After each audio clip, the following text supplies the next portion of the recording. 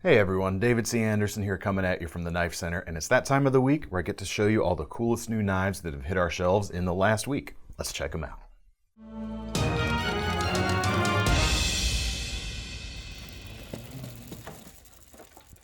All right, the first one is the newly released Benchmade 85 billet tie ballast song, which comes in now, it's on the more expensive side, about just over $550 right now, because we've got integral titanium handle construction. You saw this on the 87 earlier, but this is the first new model after that to come with this very cool construction. It's titanium, so it's nice and lightweight, but since it's all one piece, it's very strong. You don't have anything that's going to come loose in regards to the handle construction itself. Of course, while I've still got it closed, you've got the latch there, and it is Benchmade's spring-loaded latch. So you just squeeze the handles and the latch pops out, which is quite nice. Now, as far as the action on this, Benchmade is sort of calling this a competition-ready bally, and the action is just super smooth yet super solid. I've got stainless steel bearings in these pivots, not ceramic or anything like that, but the feel is just, like I said, rock solid. I don't know how else to really describe it. There's no wiggle side to side, side to side this way, yes, but not this way at all. It just feels extremely premium, made right here in the US. S30V steel, stone washed finish. So if you wanted to use this knife, in addition to just flipping it, you're gonna get some good performance out of it too. Probably the bigger news this week though from Benchmade is that the 940 series of automatics are finally coming in. So this is the 9400 BK. BK being the black bladed version. We've also got the satin bladed version. Price on this black one here is $238 right now. The steel is still S30V, and you get that very distinctive 940 blade shape, of course designed by Warren Osborne. And we were talking about this the other day in the office. The cool thing about the 940 series is, even after all these years of it being out, there's nothing else out there that's quite like it. No one else has been able to really cop the vibe that this knife manages to pull off, which is pretty special and pretty hard to do in today's climate for sure. Handles are aluminum with that purple ridged backspacer, just like the standard model.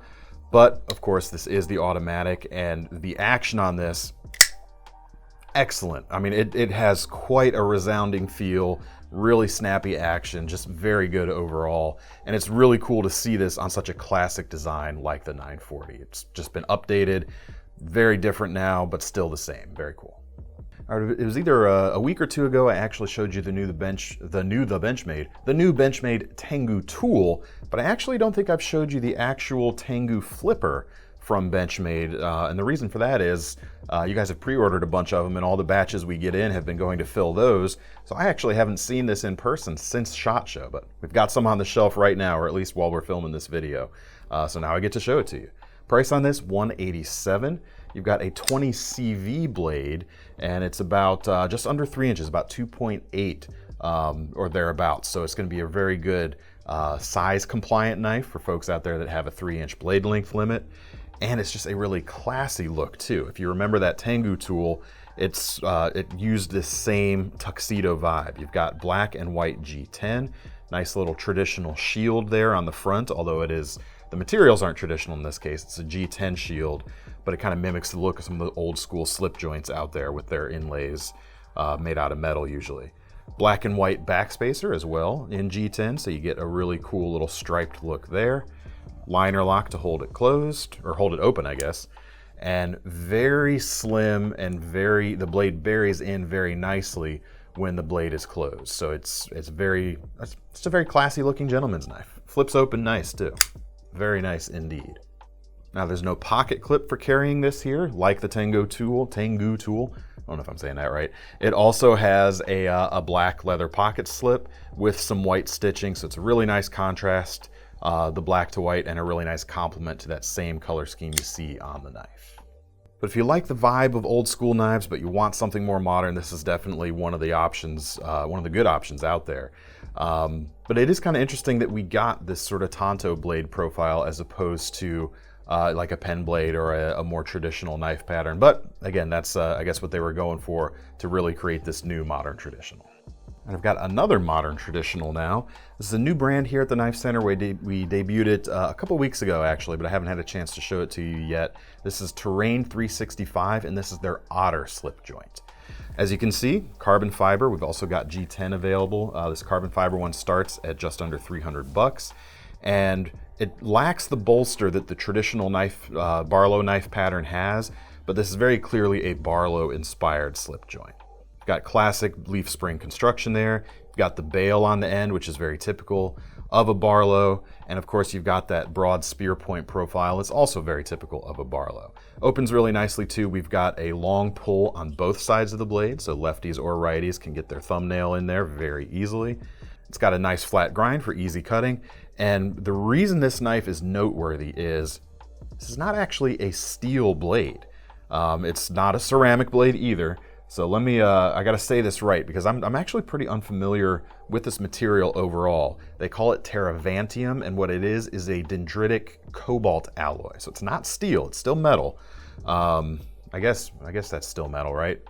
I'm not a metallurgist, you tell me in the comments. But it's supposed to, the edge is supposed to last a long time. It's supposed to be very good performing steel, or force of habit. It's a very good performing blade material, long lasting edge, and unlike steel, even stainless steels, it is completely rust proof. So very cool indeed, and just, you know, classic usable knife pattern to go along with it. They didn't go gimmicky with the design because they, you know, with the new material there, they're gonna let it prove itself on a time proven design overall. I've got another carbon fiber knife now, but definitely not a traditional knife. And I've got three new knives now from SOG that are representative of the relaunch and the revamp they've been doing a lot of their classic models this year in particular. This is the Ultra XR, comes in at $125 right now, and looks a little bit similar to some of the designs you may be familiar with from them, that being their money clip. And there was another version of the Ultra that had the arc lock. But this version right here is all premium and completely reimagined. It's a little bit more useful, I think, than those older ones because you've got a more neutral handle shape. You don't have some of the aggressive finger grooves it used to have. So even someone like me with slightly larger than average hands is going to have no problem using this blade. But I may be getting ahead of myself a little bit on the nitty gritty. What this is the Ultra XR. XR, of course, because it contains SOG's new XR lock, which they debuted a bit over a year ago on their Terminus XR. It's their take on the crossbar lock, which of course Benchmade has their Axis lock, which this is very clearly aimed at. And they've got this new mechanism, or this new lock, all wrapped up in their Ultra series, which of course is your everyday carry knife that is also a money clip.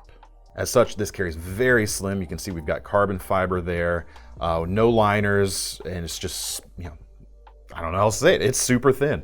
You can slide that just about anywhere, and it's not going to take up too much space, not be real bulky, so it'll lay nice and flat. But you've still got a very usable blade here, under 3 inches, about 2.8, and S35 VN. So they didn't skimp out on the steel. They gave it some real premium and excellent working steel. Got two versions. There's this gold titanium nitride coated version, as well as a graphite tie-nye, and that matches the deep carry pocket clip there on the back. That pocket clip is reversible, so you can do it left or right, which is great because that locking mechanism and that thumb cutout are also ambidextrous. You can carry it normally just as use it as a pocket clip, or of course you can put your bills, credit cards, what have you, in that as well. You've got a good bit of height there if you need to stack a few things in there. But even if you don't use it as a money clip, just a fine little ultralight EDC. Makes a good gentleman's knife too, I think, with this carbon fiber construction. You can flick it open and close thanks to that XR lock very nicely. And of course, you've got the blade cut out for thumb opening if you want to be a little more deliberate. And they've given it a nice chamfer in there too, so there's no sharp edges to worry about. One of the cool things about this particular one, in order to get it so slim, they don't use any Omega springs on this particular lock. Now you might be able to see it from the spine here. We've got a single spring, so they're able to keep this super, super slim like that. The next newly reimagined SOG is the Pentagon XR. Comes in at $175 right now, and definitely represents a significant upgrade over the old Pentagons. Still has the same kind of vibe and the same sort of mission statement as those old knives. We've got this spear point blade, sharpened on a single side here at the bottom. Not strictly true, actually. This is not a completely double-edged dagger, but you do have just a hint of sharpened edge here right at the tip on the reverse side. So you're gonna get that extra piercing quality out of this particular blade while still being able to get in there and choke up if you need to and put your hand or thumb on the back of the blade itself. Speaking of that blade, we've got CTS XHP blade steel, so definitely an upgrade over the D2 that you're seeing on a lot of their AT models, which is their assisted opening versions of this XR lock. But as you can see here, and hence the name Pentagon XR, we have the XR lock again. Works really well, and you can open it 3 different ways. Of course, you can do the wrist flick, open or close when you hold that lock bar back. You've also got thumb studs for more deliberate opening and a flipper. So you have those options. You can open it. You can train in opening these any particular way you want if you're going to use this as a tactical option, especially for those of you on duty.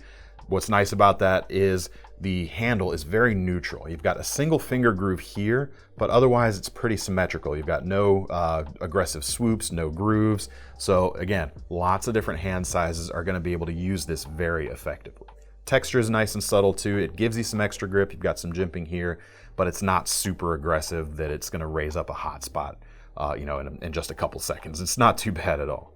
Pocket clip is folded over. It's not deep carry, but you got a small SOG lettering there, and you can put it on both sides quite easily. Now there's two color options right now. You've got the black G10 and you've got an OD green G10 right now. But what I like about this design, even if you're not going to use it in a tactical role, if you're not a tactical person, this particular blade geometry is actually going to be very useful as an EDC. Since your high point is in the middle and you've got it ground back towards the spine, it's essentially like a really large swedge. So as you're moving through material, instead of having a hard edge on that back spine, where if you're going to do any kind of curving cuts, you might get hung up on some things, this is going to be very efficient when moving through those radiused cuts. And the blade stock is thin enough, it's just going to be a fine slicer in straight cuts as well. All right, one more new SOG this week. We have the new SOG TAC XR, which is a reimagining of the SOG TAC Auto. Previously, you could only get the SOG TAC in an automatic knife, but now you can get it with their XR lock. This one's a bit more affordable, comes in at 80 bucks, and we use D2 steel here instead of the CTS XHP, but you've still got that nice strong black coating and a really useful blade shape here as well. Now we've got a significant amount of belly here so that the edge profile is going to follow along with you as your elbow moves through a cut, and you still have a very aggressive point here as well. Now both this knife and the Pentagon we just looked at are part of their Pro XR series, which the philosophy that drove a lot of the design decisions on these were geared towards first responders, or not necessarily first responders, but tactical and law enforcement use in particular. But again, I think this makes a really good EDC blade shape because you've got that good piercing, but you've got a good edge profile for just general purpose cutting. Handles are a different shape than the Pentagon, but the specs are similar. You've got that XR lock, so you've got your 3 different opening methods with the flipper, the lock, and the thumb studs. Black or OD green G10 at the moment, and pretty much the same pocket clip, which is reversible. The handles aren't quite as neutral, but I still think they're going to be very usable for a wide range of different hand sizes. And because you've got a lot of belly here, you can see there's a little bit of a downward drop to the handle itself, and that's going to bring the tip down just a little bit so you can use that a bit more effectively, which can sometimes trip up knives with this much belly where the point is trailing above the center line a little bit. So it's very well designed, and honestly, this was the one that, after seeing it at SHOT Show earlier this year, this is probably the one that I picked at the time that I would EDC if I were going to pick one of these up, and I still think that's the case. I think it's just a really good, solid, usable design for all-around stuff, not just your tactical uses, but EDC, even camping or hunting. I think you're good to go with this type of knife. So speaking of camping and hunting, I've got a new fixed blade here from Lion Steel. This is the B41 Bushcraft, and I say new, but it's actually very similar to the B40 Bushcraft, which I've got right here. You can actually see that the overall profile is pretty much identical between these two knives, but they differ in that the B41 does the handle design just a little bit differently.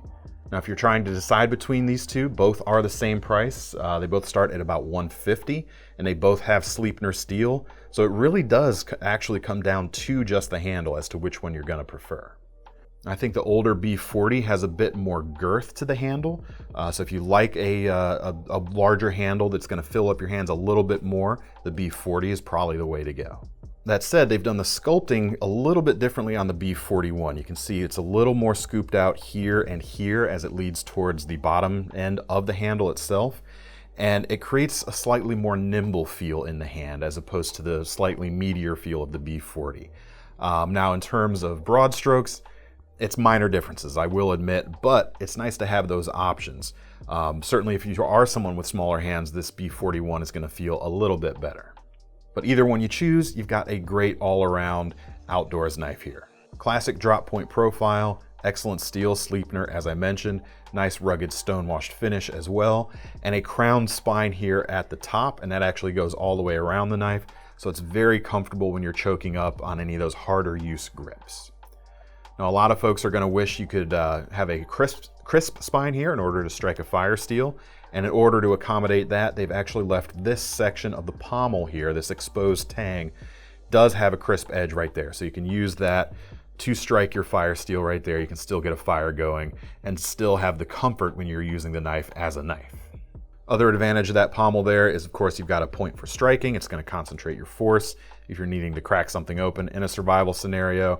And you've got a little bit of a finger guard. Not super aggressive. It is pretty darn low profile. It's going to offer you a little bit of protection from sliding forward, but it's not going to get in the way if you need to choke up and you're wanting to get in there on some really fine detail stuff. It's not going to get in the way too much at all. Now there actually is one more difference between the B41 and the older B40, and that comes in with the sheath. The B41 has more of a classic type of sheath in that it's got a snap retention strap as well as your standard belt loop there.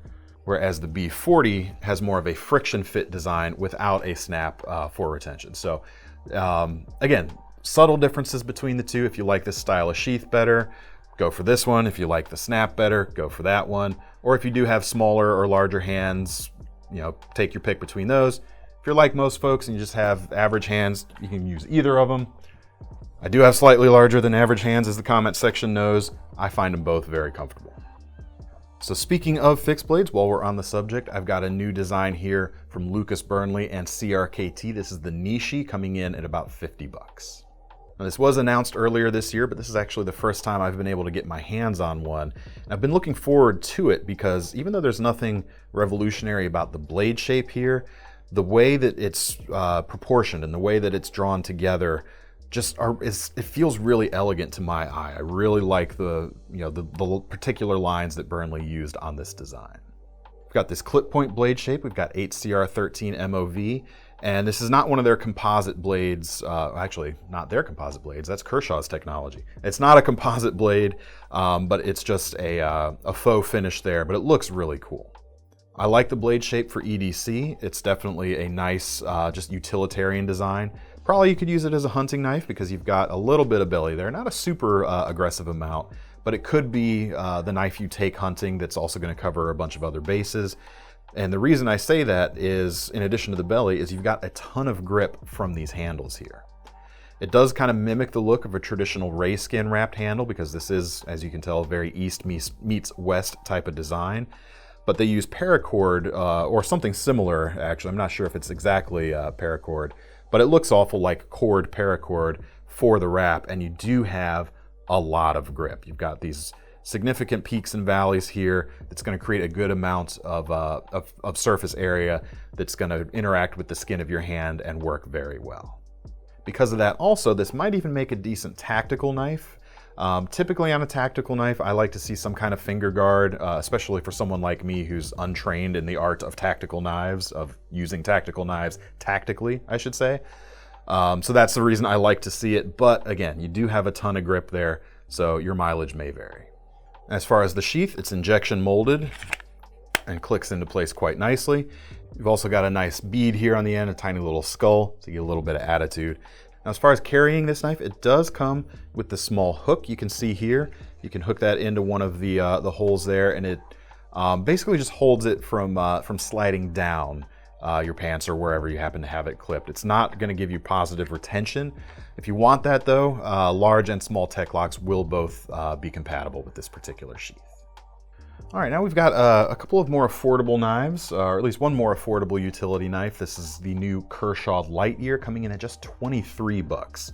And it definitely has a vibe kind of a little bit of a throwback type of vibe to the utility pocket knives that Kershaw has always done very well. Because you've got that synthetic handle material, you've got speed safe assisted opening here for less than 25 bucks, $23 knife with assisted opening action, and you've got that nice blade, 3.125 inches. Kind of reminds me a bit of the bare knuckles blade, Kershaw's bare knuckle knife, just kind of scaled down and more budget friendly, because you do have 4CR stainless steel here. Very easy to sharpen, not going to hold an edge very long, but for someone getting started, maybe a gift for some folks out there, at 23 bucks, it's not a bad option still. Got a liner lock to keep things closed. So you've got the safety measure there, and you've got a nice pocket clip. Not quite deep carry, but it is folded over, and that's reversible for both sides, and speed safe assisted opening. Again, this is kind of like a classic type of Kershaw design language at this point, but I'm really glad to see this design out, especially at the price point. You know, the steel snobs out there, and I'm definitely guilty of this, are probably going to overlook this knife, but it's certainly got its place, again, as a gift for someone starting out, or for someone who just needs a throwaway knife that you're going to take somewhere. It's still going to perform well enough. It's still going to have a nice little design, because really it does work in your hand quite nicely. Very usable blade shape, Kershaw Light Year. All right, I've got another utility player here. Very much a utility player here. This is the new Civivi Mandate. Comes in at 83 bucks. And as you can probably tell just by looking at it, this is a replaceable blade, retractable utility knife. But the blades themselves are definitely noteworthy here. These are not just your typical run-of-the-mill utility knife blades. They look kind of like an X-Acto knife, but they are thicker steel, so these are going to be able to stand up to some heavier utility tasks as you need them to. In addition to that thicker steel making it a little bit more rugged, they've also dropped the tip here as opposed to the that typical X-Acto profile that has a needle-like point. You've still got a very acute point here, but because of that drop, it's going to be a little bit more rugged and a little bit less susceptible to the very end of it chipping off or doing anything like that as you use it. What's cool too is that they didn't skimp on the material. This is actually 9CR 18 MOV stainless steel. So it's technically, you could dispose of these. It does come with a couple extras, but being that good material, you could sharpen this over time, and you may never have to buy any extra blades again. But you can have them with you, which is important. So you could have it out there on a job site, during craft projects, whatever. And once it gets dull, you can swap it out and then take them home and sharpen them up when you're not in the thick of things and time is not of the essence, so to speak. They've also, and this is kind of cheeky, I think, included a Damascus replacement blade as well, in addition to the two extra 9CR stainless blades. And their Damascus is a 9CR based Damascus, so the performance should be roughly the same, and it's also going to look very unexpected coming out of a utility knife. This is, however, more than just a utility knife. I'll retract the blade. It's real easy. You just push down on this button here and slide it back. And just like any type of utility knife, you also have a few different steps, so you don't have to fully extend the blade in order to use it. But while it's retracted, bottle opener, that means it's a multi-tool. And we've also got a 1/4-inch bit driver here on the back, and a nice pocket clip too, a nice wide pocket clip. So it should provide some pretty good retention either in your pocket or in a tool belt or what have you. One more Civivi this week. This is a new variant of the Platheros flipper, which of course, if you can't tell just by looking at it, is an Elijah Isham design. It's still got a D2 blade with a nice flat grind, very usable shape, nice continuous belly, very acute tip, good for all sorts of stuff. But the handles here are a hand-rubbed copper is what they're calling it. You've got sort of a patinaed and brushed copper look going on, which is really cool. It's definitely, it's not gonna take a patina like a flat copper handle would, because they've already forced that patina essentially in some areas, but you've got a really cool look going on. You can see on some of the higher points, the copper is sticking out from the black a little bit more. It's just very cool. You've also got, again, typical of this model and of most Civivis, you've got a liner lock, you've got ball bearings in the pivot, and a reversible deep carry pocket clip. So there's still other versions of this knife too. This particular one starts at about 90, but there's G10 handle options for a bit less money. There's also a nice wood-handled one that comes with a Damascus blade, which I really like. But the other thing I like about this design overall is the flipper tab. So it doesn't stick out towards the back, it does stick straight up, but it still works nicely. And because of that construction or that design feature, it doesn't stick out when you've got the blade open. So you really could use this on a surface, whether you're scoring something, maybe doing a little bit of food prep, you've got that little bit of knuckle clearance there and no flipper tab to get in the way of your cut. All right, I got a few more here. These may or may not be actually in stock by the time this video posts, but I wanted to show you anyway. So the first one, if you like kind of the style of that Platheros, but you want something more high-end, more exclusive, we've got new versions of the ADV Alien flipper in production format here. This particular one is one of the more expensive ones because it comes with a Damascus blade as opposed to M390 on some of the versions. As such, this one is $720, but the other versions come in just over $600, so you can definitely save a little bit of money as opposed to buying this particular one. Few different finishes available. This one right here is a darkened purple frame, and the reason this costs so much is there is an insane amount of machining going into these handles. As you can see, for one thing, like I said, very intricate. You've got a very H.R. Giger-esque type of aesthetic going on, all kinds of scales, overlapping bits, or at least looking like overlapping bits, and on top of that, it is an integral frame slip joint, frame lock. Come on, guys. So again, very complicated to construct. Besides that though, action's still quite good. Very snappy indeed. What else? What do you want to know? Oh, replaceable blade. That's kind of nice. You can take that out here. You do have a bit of a hood here on the spine of the knife, and in terms of outright slicing ability, that is going to impact this a little bit. But if you're concerned about outright slicing ability, this is probably not the knife you're looking at in the first place to begin with. This just is an ultimate style piece. All right, two here from Enrique Pena. First is the Mula folding knife, and seems typical of a lot of stuff these days. You've got a super steel blade, M390, you've got a titanium frame with a frame lock, but this is not a flipper.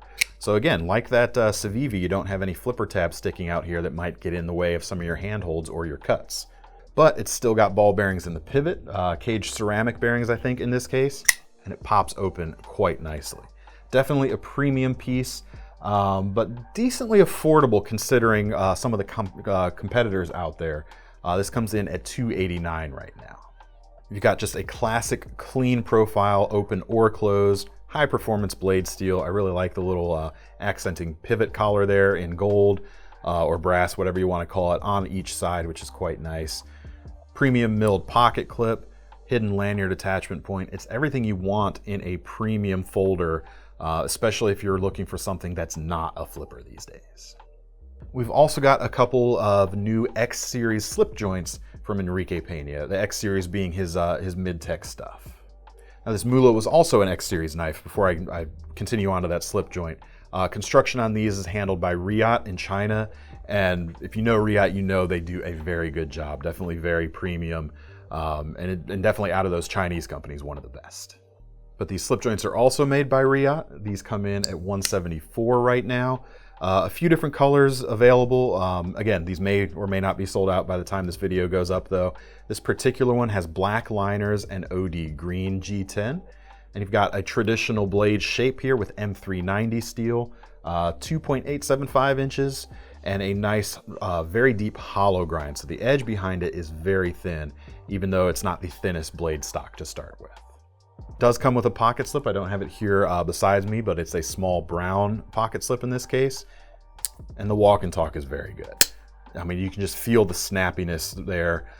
It's definitely got excellent amount of spring tension, but at the same time, you're not fighting this knife when you go to open or close it. I'm a really big fan of what they've managed to achieve here. The construction is top notch. And last but not least, we've got a kitchen knife. This is a really cool design actually. It's Mattia Barani cutlery. This is one of his production Bowie chef's knives. As you can see, we've got that very kind of clip point Bowie shape going on in the format of a chef knife, which is pretty cool. The blade itself is 7 inches long. We've got a clad Damascus construction where you've got the cladding on the outside and a VG10 core for your performance cutting. And all this comes in at a very reasonable 150 or 149.00 right now. I really like the ergonomics of this knife. The blade itself We've got a linen micarta. It's kind of a black and gray layered linen micarta, and it has a pretty high polish. It's not glassy smooth, but it's a little more polished than your typical matte texture though. And you've got a nice, looks sort of like a big mosaic pin here on both sides to class it up a little bit further. But the balance on these knives is just about perfect. When you do your typical pinch grip right here in front of this bolster, maybe a tiny bit handle heavy, but not much at all. It's very neutral handling overall.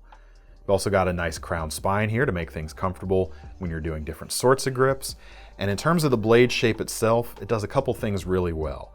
It does a rocking cut very well. First of all, because you've got a ton of belly here. And also they've angled the back of this one, or at least on the particular one I'm holding, where it lands on the cutting board nice and softly. It doesn't clunk down, which is really hard to do.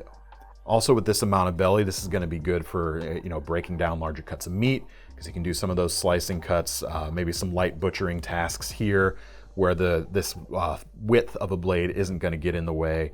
And of course you could pierce very well, but you can pierce pretty well with most chef knives. This one does not sacrifice being a good cutting tool in order to look good, which is a trap that some people can fall in, or some designs can fall into, but I don't think that's the case here. Really cool. All right, everyone, that's all I've got to show you this week. Thanks for sticking around. Let me know what you thought of the knives down in the comments, and if you want to get your hands on any of them, make sure to click the links in the description to take you over to KnifeCenter.com. And while you're over there, make sure you sign up for our Knife Rewards program too, because if you're going to buy one of these cool knives, you might as well earn some free money to spend on your next one. I'm David C. Anderson from the Knife Center. I hope you're all staying safe, sane, and sanitary out there. See you next time.